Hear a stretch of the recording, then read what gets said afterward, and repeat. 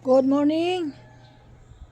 Ayan, welcome to my vlog po mga kababayan, mga kaibigan. Ako po bumabati ng magandang umaga. Ngayon, ang ganda ng panahon na naman natin. Ganito lagi pag umaga, magandang panahon. Pagdating sa hapon, mararamdaman po natin yung mga malalakas na kulog at minsan ulan. Mabuti nga kahapon, mahina lang yung ulan, kaya lang yun po yung nabulangta na naman ako sa mga balita na naglindol yung Batangas. Batangas Kalaka, doon pa naman nakatira ang aking mga anak sa Batangas Kalaka. Ay medyo kinabahan talaga ako kanina nung nalaman ko yung balita kasi hindi pa naman ako nagbuklat ng cellphone, kundi sinabi lang sa akin ng pamangkin ko na may nadanas na lindol sa Kalaka, Batangas. Ay doon yun sa mga anak ko. Sabi ko, nako, baka mamaya, dali-dali kong tinawagan agad yung anak kong lalaking bunso at kinumusta ko kung kumusta na sila at ano nangyari.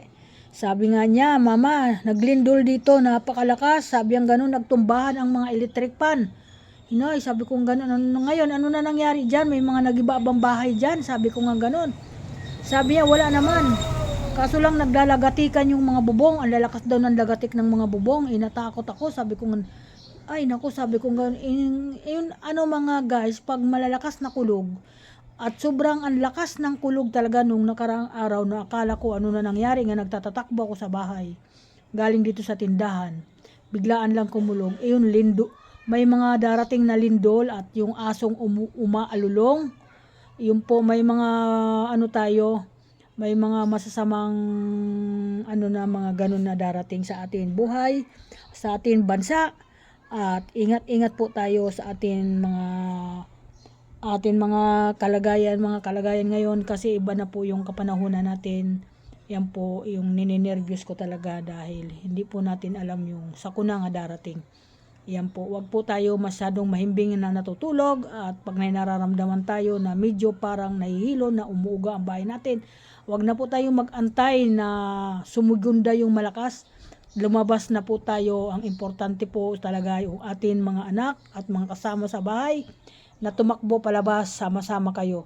Ligtas nga pupuntahan ninyo ang mga halagang gamit nga sasabihin nyo, inaiwan ko yung ganyan, wag na po nyo yung babalikan at wag muna nyo kukunin kasi nandyan lang naman yan, hindi mawawala. Ang importante sa atin, ang mga mahal natin sa buhay, lalo na ang mga anak natin. Ayan po ang aking ngayon ibinabahagi ngayong umaga at medyo nagka-nervous po ako ngayong umaga sa nangyari. Kaya wala naman tayo, sabayan na lang natin ang panalangin sa Panginoon dahil yan lang naman ang nakakaalam sa buhay natin, sa mundo natin kung ano yung kanyang gagawain. Siya lang naman yung makapangyarihan. Yan lang yung ating lalapitan. Wala naman iba tayo, kahit magsumbong tayo sa iba't iba't kasama natin mga kaibigan, kung ano man, hindi po tayo kayang mailigtas kundi ang Panginoon lamang. Kaya doon po tayo magsasabi kung ano yung hihingi natin tulong sa atin Panginoon. Kaya ayan, dali-dali na naman ako kanina nanalangin at lagi naman ako nananalangin bago ako matulog, pagising ko sa umaga, paglabas ko ng bahay, ay humihingi ako ng saklolo sa Panginoon nga sa maghapon sana ay maligtas na naman kami. Iyon po yung aking pinapasalamat. Salamat sa mga biyaya na dumarating na kahit paano ay nakakaraos ka sa buong maghapon sa 3 beses isang araw. Iyon po lang pinapasalamat ko sa lahat. Yan. At good morning sa mga followers, sa lahat po, lalo na kay Busmita. Maraming salamat sa iyo.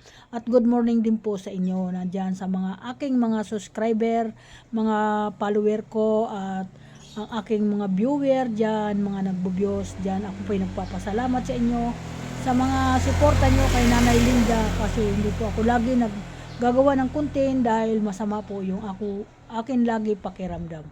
Ayan lang po, kagaya po ngayon, medyo mabigat po yung aking katawan, pero hindi ko pwede iwanan yung aking pagbibideo sa aking pag-update sa aking buhay kung ano man nangyayari sa akin. mga idol, mga busing, salamat sa lahat ng bansa nga nagsisiporta sa akin, Pilipinas, ibang bansa, kung saan man ibang bansa. Ako po nagpapasalamat sa mga suporta sa akin doon at sa lahat po na nagpapalo sa akin nga nagsusubscribe. Marami po salamat sa inyo mga idol. Okay po, thank you po so much at good morning everyone. Ingat po ang lahat. Ingat din po ang mga anak ko. Yun lagi ako nagsasabi sa ganyan araw-araw. Di ko nakakalimutan, lalo na ang mga follower ko. Mag-ingat po kayo. Lahat po, kahit di ko po follower, lahat po mag-ingat. Dandyan tayo mag-ingat sa ating buhay kasi iba na po yung atin ngayong takbo ng buhay. Nararamdaman ko po yun.